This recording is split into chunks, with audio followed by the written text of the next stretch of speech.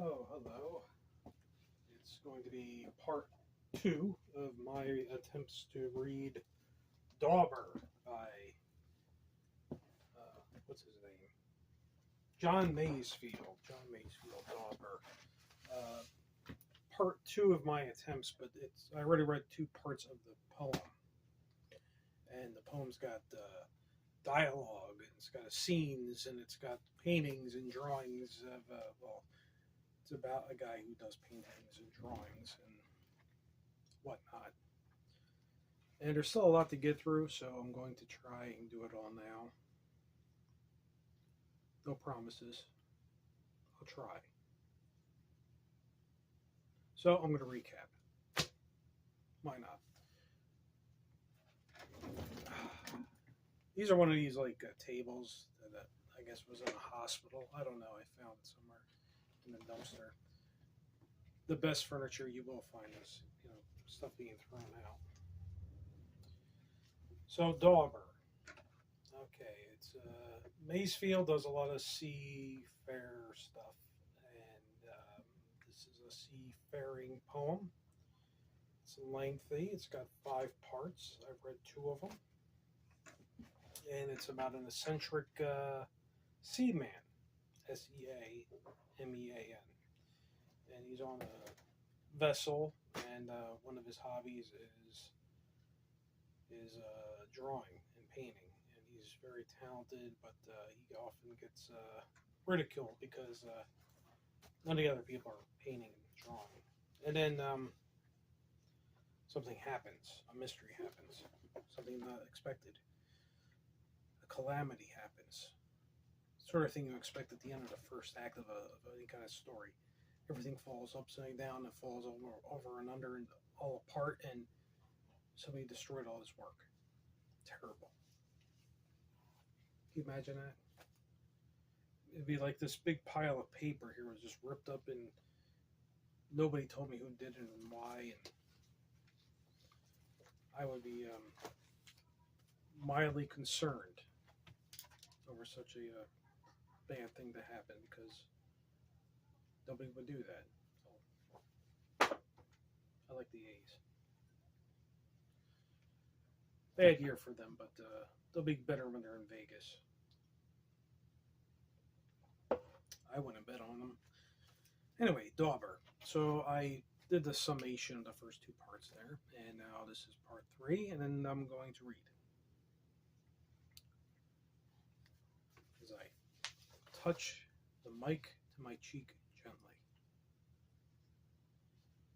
like a nice soft kiss from the nose of a Great Dane.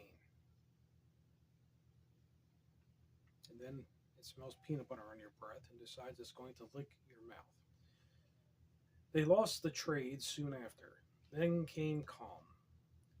Light little gusts and rain, which soon increased to glorious northers shouting out a psalm at seeing the bright blue water silver fleeced. Hornwards she rushed, trembling the seas to yeast. There fell a rain squall in a blind day's end, when an hour the Dauber found a friend. Out of the rain the voices called and passed.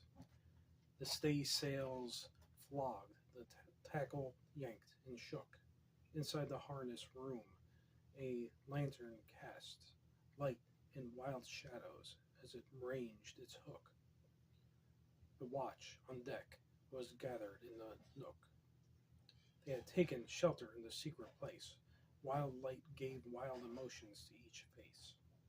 One beat in the beef cask, and the other sang a song that had brought anchors out of seas in ports where bells of Christians never rang, nor any sea mark blaze among the trees, by forlorn swamps and ice, by windy keys. That song had sounded. Now it shook the air from these 8 wanderers brought together there. Under the poop break, sheltering from the rain, the Dauber sketched some likeness of the room, a note to be prompting to his brain, a spark to make old memory realium. These words are so archaic. They should be brought back into style.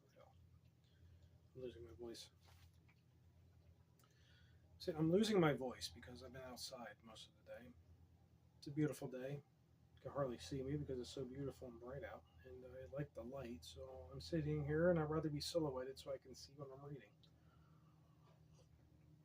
But it was a nice, bright, sunny day. It's been a nice, bright, sunny day all day, and I was riding a bike, as you do. Really cheap, expensive bike. Cheaply made, but very expensive. Mountain bike. Well, everything made after COVID is cheaply made, but very expensive, it seems. So I had this bike, and I'm riding around. And I'm the kind of cyclist to go out of my way to avoid everyone. Cars, pedestrians, other cyclists. I go out of my way. And I do this for a very specific reason. I do this in the hope that it will catch on and become a cultural event. Because imagine if everybody went out of their way to avoid everybody else while they're in a vehicle or drive or walking or cycling. Nobody will want to get out of their car and wrestle. It will be a great thing. Because I don't think anybody's good at wrestling. They just kind of break stuff. There's no reason for that. Besides, wrestling is best done on a mat and staged. Not on the side of a street or in the middle of an intersection. So when I bike, I'll even go so far as when there's a car approaching an intersection, I see it and I was like, okay, either I drive in front of it or it may have to wait, or I can go around it, or I can, get off the bike and I actually walk on the sidewalk. My goal is still being reached. I'm outside getting exercise. So my hope is that's going to become a cultural trend. People going out of their way to avoid bothering other people. Nobody would want to wrestle. If somebody cut me off in traffic, it just wouldn't happen. They wouldn't cut me off in traffic, and nobody would cut them off in traffic. True utopia.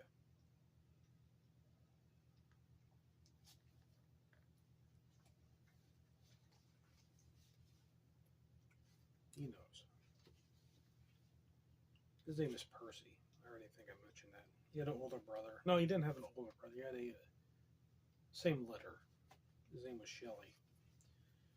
And that was not planned. Percy Shelley, that was not planned.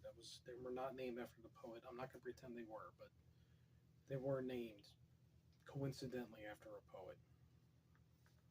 And I will be reading Percy Shelley at some point. He won't appreciate it because he lost his hearing 5 years ago. And don't make me prove it because I don't want to. I tend to be quiet. This is supposed to be I don't know. I try to be, not too noisy. Where was I? I was reading Dauber. Dauber, yes. Because I'm kind of halting when I read. I'm not making it come alive so well. So I'm going to try reading it in a different way so I can read it better. I am literate. I am able to read this stuff. So I'm going to try to do it a little better. But I got to, as I said, I was outside and this dries out my throat a bit. It's fall. This is my allergy season. I don't take eye drops. I don't take nose drops. I don't take antihistamines. I just kind of live and suffer. But I guess I got to make an effort because I'm reading now. So I'm going to start over.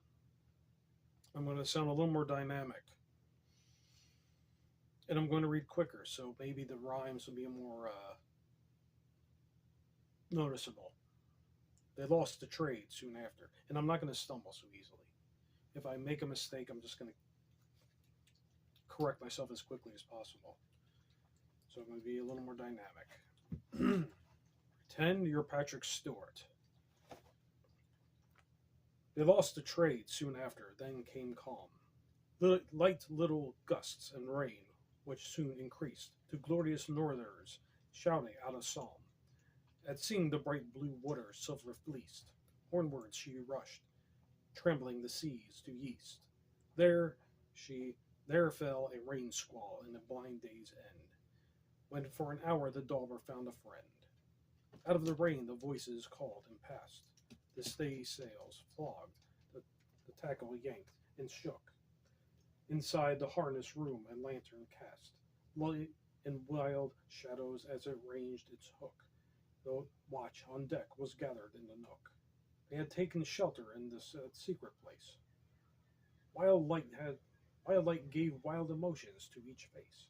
One beat the beef cask, and the other sang a song that had brought anchors out of seas in ports where bells of Christians never rang, nor any sea mark blazed among the trees by forlorn swamps and ice by windy keys. That song had sounded, now it shook the air from these 8 wanderers brought together there. Under the poop break, sheltering from the rain, the Dauber sketched some likeness of the room, a note to be prompting into his brain, a spark to make old memory relume. Dauber, said someone near him in the gloom, how goes it, Dauber? It was reefer, see. There's not much use in trying to keep dry. They sat upon the sailroom doorway, combing. The lad held forth like youth. The Daubers listened to how the boy had had a taste for roaming and what the sea is said to be and isn't. Where the dim lamplight fell, the wet deck glistened. I said the Horn was still some weeks away. But tell me, Dauber, where'd you hail from, eh? The rain blew past and let the stars appear. The seas grew larger as the moonlight grew.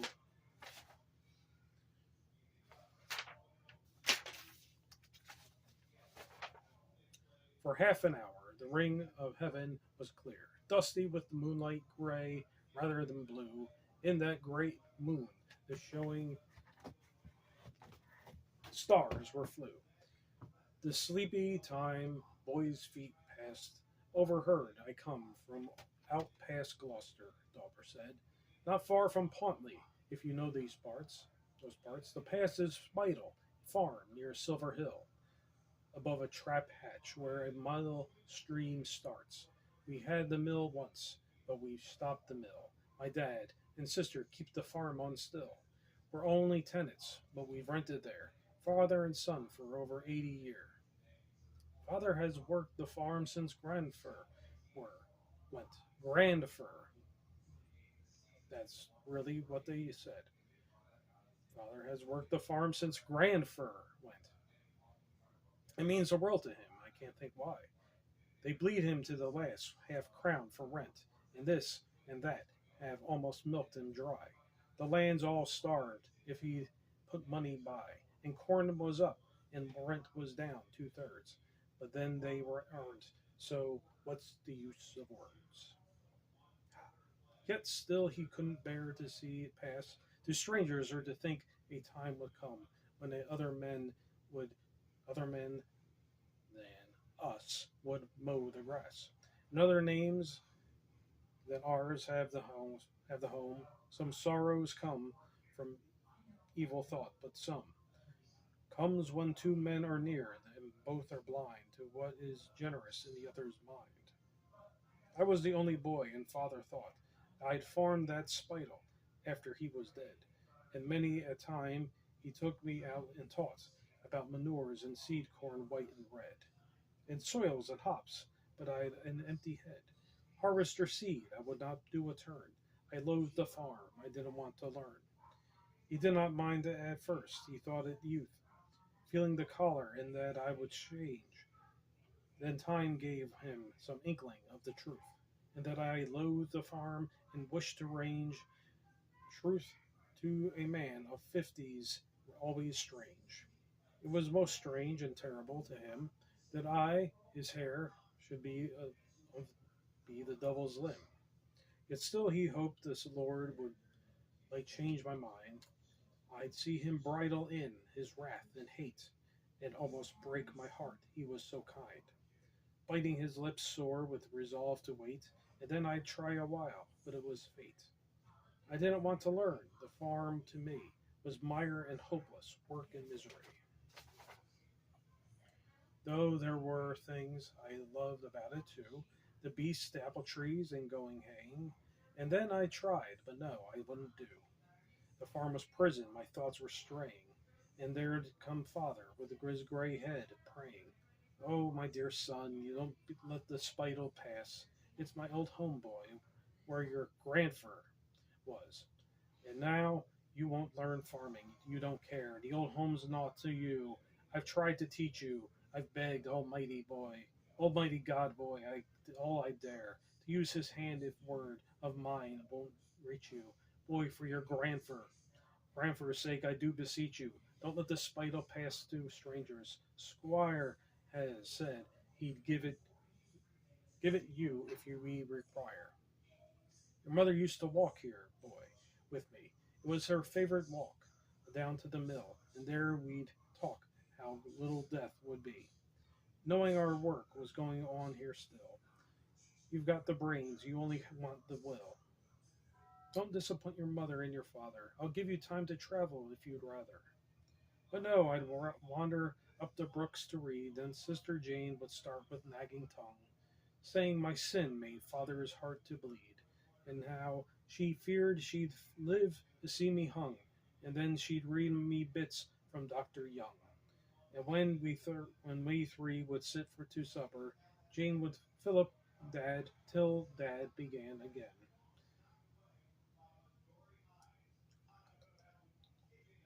I've been here all my life, boy. I was born up in the room above looks and on the mead. I never thought you'd cockle my clean corn and leave the old home to a stranger's seed. Father, I have made here thought a weed. We give we give our lives to make that. 80 years, and now I go down to the grave in tears. And then I get ashamed and take off coat and work on maybe a week, plowing and sowing, and that I could creep away and sail my boat, or watch the water when the mill was going, and my delight to be near, water flowing, dabbling, or sailing boats, or jumping stanks, or finding moorhens, nests along the banks. And one day father found a ship I'd built. He took the cart whip to me over that, and I, half made with pain and sick with guilt, went up and hid in what we called the flat, a dusty hole given over to the cat. She kittened there. The kittens had worn paths.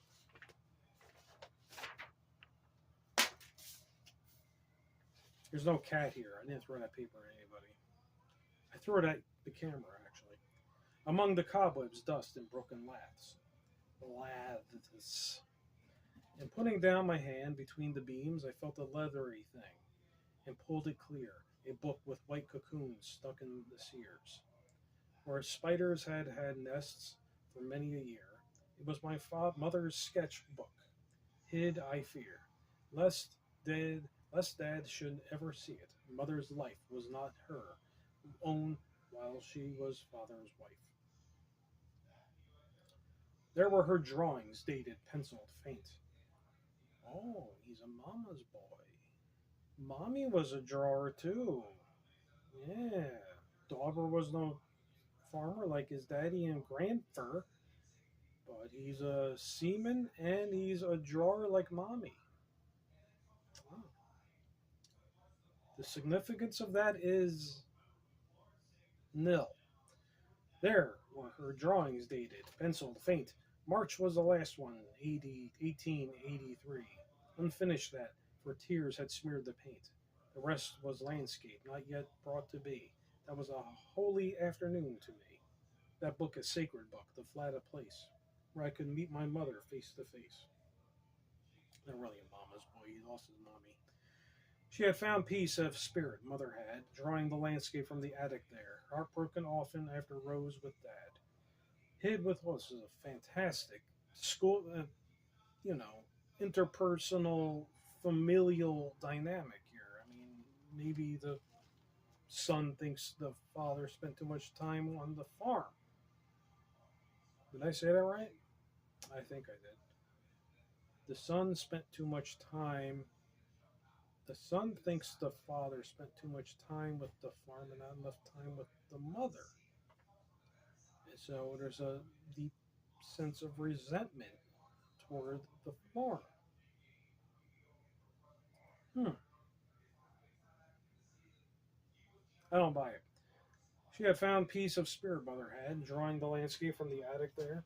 Heartbroken often, after rouse with Dad. Ah, more interpersonal stuff. Fighting. Rouse with Dad. Hid like a wild thing in a secret lair. Hey, want to get itchy. Running sketchbook showed me how and where. I, too, could get away, and then I knew that drawing was the work I longed to do. Drawing became my life. I drew, I toiled, and every penny I could get I spent on paints and artists' matters, which I spoiled, up in the attic to my heart's content. Till one day father asked me what I meant. The time had come, he said, to make an end. Now it must finish. What did I intend? Either I took to farming like his son, in which case he wouldn't teach me early and late, provided that my daubing mood was done, or I was to go. It must be settled straight. If I refused to farm, there was the gate. I was to choose. His patience was all gone. The present state of things could not go on. Sister was there. She eyed me while he spoke. The kitchen clock ran down and struck the hour, and something told me father's heart was broke. For all he stood so set and looked so sour, Jane took a duster and began to scour. A pewter on the dresser was she was crying. I stood stock, still a long time not replying. Dad waited, then he snorted and turned around. Well, think of it, he said. He left the room. His boots went clop along the stony ground. Out to the orchard and the apple bloom. A cloud came past the sun and made a gloom. I swallowed with dry lips. What, did he eat a hot dog? No, dry lips. He had like too much time outside, like I did today. I swallowed with dried lips. Then sister turned. She was dead white, but for her eyes that burned. You're breaking father's heart, Joe, she began. It's not as if, she checked in too much pain. Oh, Joe, don't help to kill so fine a man. You're giving him our mother over again. It's wearing him to death, Joe. Here, heart and brain, you know what store he sets on leaving this. It's too cruel to a son of his. Yet you go painting all the day, old Joe. Couldn't you make an effort? Can't you see what folly it is of yours? It's not as though you and are a genius or could ever be. Oh, Joe, for father's sake, it's not for me. Give up this craze for painting and be wise, and work for father where your duty lies. It goes too deep, I said. I loathe the farm. I couldn't help, even if I even if I helped, I'd only do him harm. Father would see it if he were not blind, metaphorically. I was not built to farm, so he would find. Oh, Jane, it's bitter hard to stand alone and spoil my father's life or spoil my own. Spoil both, she said. The way you're shaping now, you're only a boy not knowing your own good. Where will you go? Suppose you leave here. How do you propose to earn your daily food? Draw, daub the pavements? There's a feckless brood. Go to the Go to the double daily, Joe, in cities, only from thinking how divine their wit is.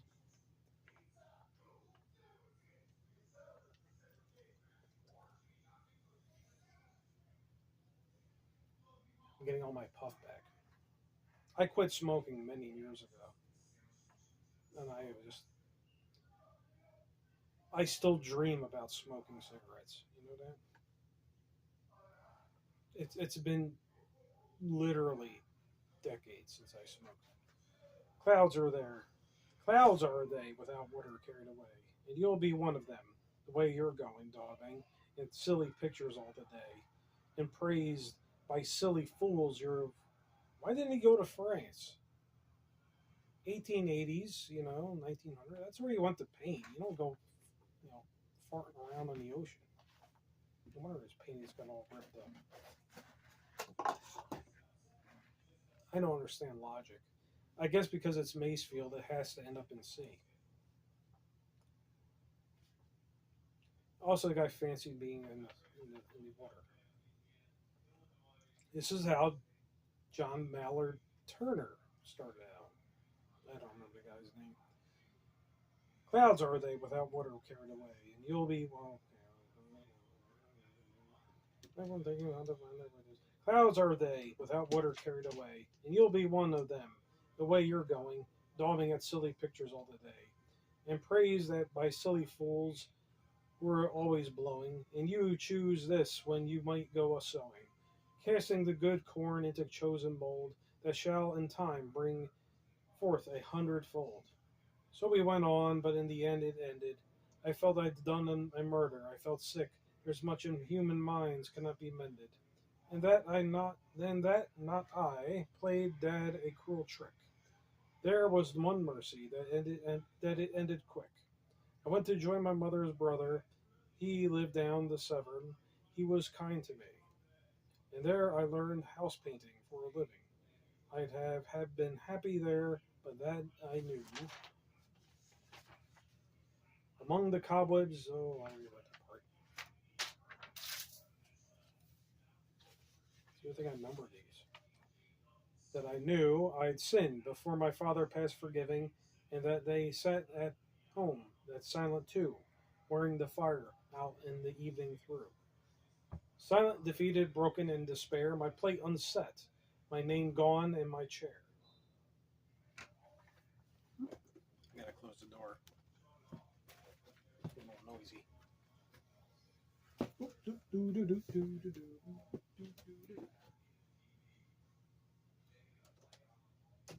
That's better. Oh, the drama. What if a guy like this really did exist? Where was I? Oh, I was daubing. I'm basically no better than the dauber, except there's no farm, I don't paint, and I've never been to sea. I'm actually nothing like the dauber, am I? Oh well. Joe. His name is Joe. His name is Bill. Hi. I sent her, but my play unsaved. Sister Jane came white as a ghost with fiery, weeping eyes. I saw her all day long and half the night, bitter as gall and passionate and wise. Joe, you have killed your father. There he lies. You have done your work, you, with your mother's ways. She had it plain, and then her eyes would blaze, not ablaze. And then one day I had a job to do down below bridge by where the docks begin. And there I saw. Can you imagine being the poor guy to ask him, how'd you end up here? 5 pages of this. And the door's open again. Well, hopefully the mic's not picking it up. To live in hope. Blah, blah, blah, blah, blah. And then one day I had a job to do. Down below bridge, by where the docks begin, there I saw a clipper towing through. Up from the sea that morning, entering in, rigged to the nines, she was loft and thin.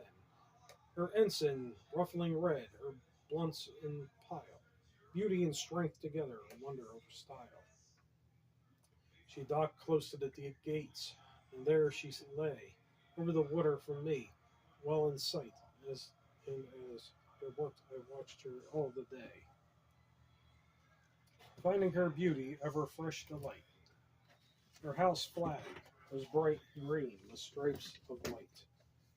High in the sunny air it rose to shake, knock knock my coffee are, above the sky sail poles, most splendid rank.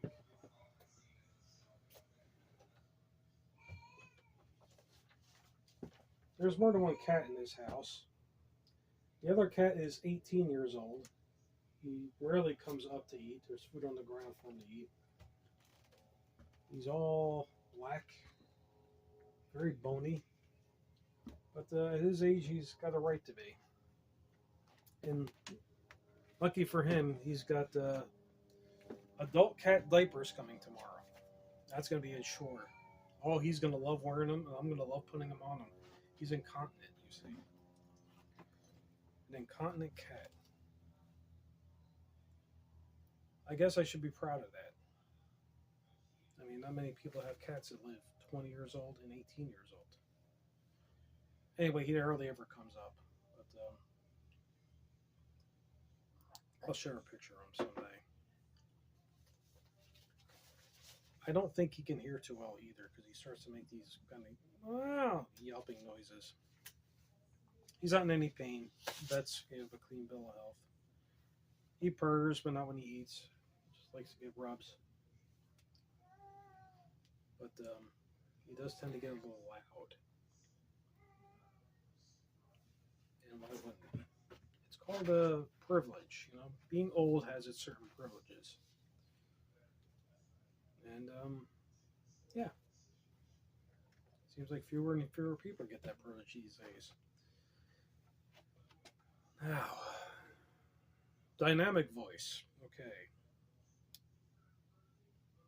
And then one day I had a job to do down below bridge, by where the docks begin, and there I saw a clipper towing through. Up from the sea that morning, entering it, right to the nines she was, lofty and thin. Her ensign ruffling red, her bunsen's pile, beauty and strength together, wonder style. She docked close to the gates, there she lay. Over the water, from me, well in sight, and as I worked I watched her all the day. Finding her beauty ever fit fresh delight, her house flag was bright green with stripes of white. High in the sunny air and rose to shake, above the sky sail poles, most splendid rake. Yet when I felt unhappy, I would look over the river at her, and pride, and her pride, so calm, so quiet, came as a rebuke.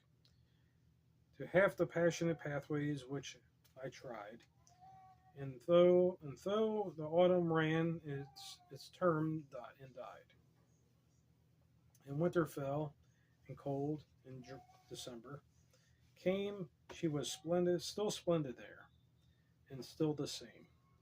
Then on a day she sailed, but when she went, my mind was clear on what I had to try, to see the sea and ships and what they meant. That was the thing I longed to do, so I drew and worked hard and studied and put by and thought of nothing else but that one end. But let all else go hang, love, money, and friend. And now I've shipped as Dauber I've begun. It was hard work to find a Dauber's berth. I hadn't many friends to find me one. Only my skill, for what it may be worth. But I am at a sea now, going about the earth, and when the ship's paid off, when we return, I'll join some Paris studio and learn. Paris! I knew it was going to end up there. Maybe he doesn't. I never read this before. I don't think I've ever read any of these before. They weren't taught to me. That's why I do this. I have an English degree. An accredited college. A college that's accredited. That implies that the degree is worth a little bit more than 4-ply toilet paper. And yet, none of this was taught to me. There's no Walt Whitman here. I'll get to that eventually. That's public domain. But there's no Walt Whitman in this pile. I'm going to see if I can get a cat on camera. I have time. I'm taking a break. Let's see here.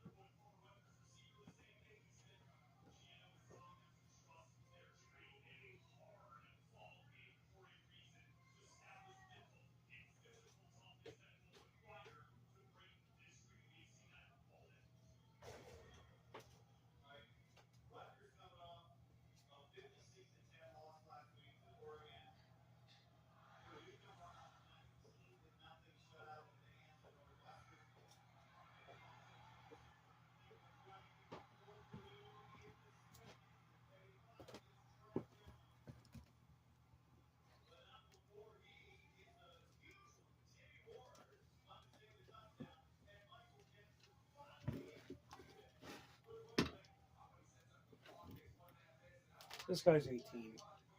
He's bashful, but he wants attention.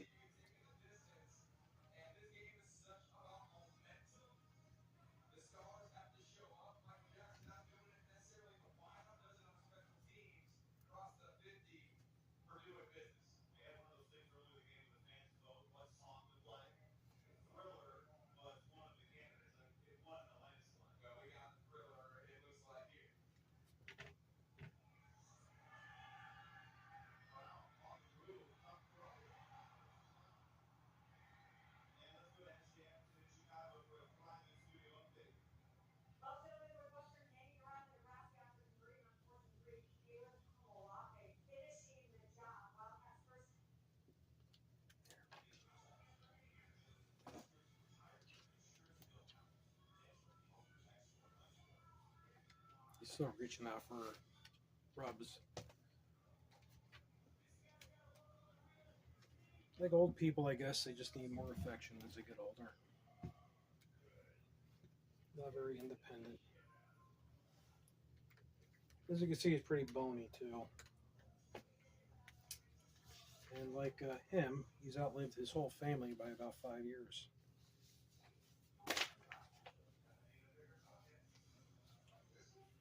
So where was I? Okay, so Dauber lost his mother, painter. He's recounting his history, abandoning the farm, finding the sea, and wants to head to Paris and draw.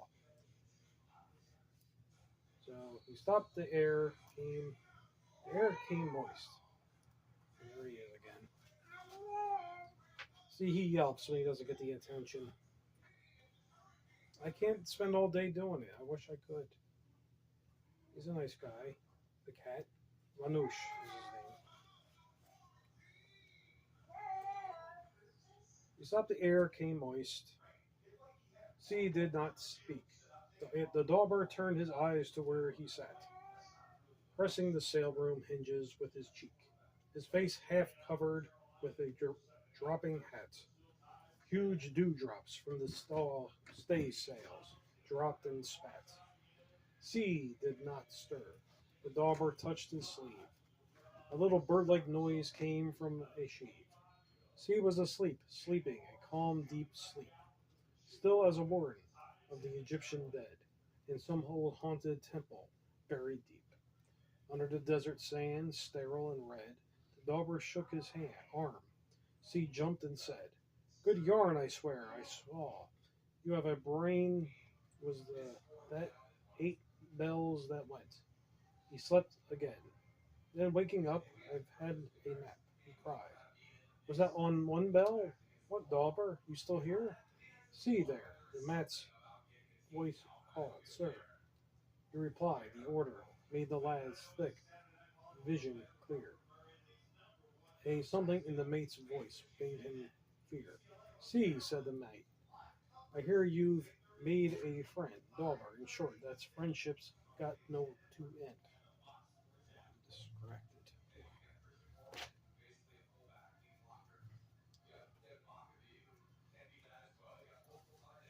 Going to soldier on. Quick brown fox. Can you say that now? The quick brown fox jumped over to the lazy dog. "You're a young gentleman. Your place aboard is with the gentleman abaft the mast. You're learning to command. You can't afford to yam with any man. But there, it's past. You've done it once. Let this time be the last. The Dauber's place is forward. Do it again. I'll put you bunking forward with the men." "Dismiss," C went. Excuse me. "Dismiss," C went. But Sam, besides the mate, timekeeper, I am allergic to cats. See what happens? I am allergic to cats. My face is itchy. I wanted to, show you the 2 old men here. 3. I'm not a spring chicken either, but I present as a younger man than these guys who don't care. And Bill, you don't care either.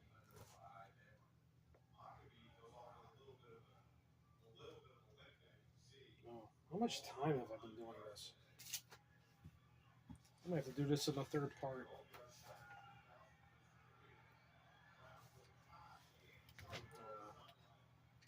More later, I guess.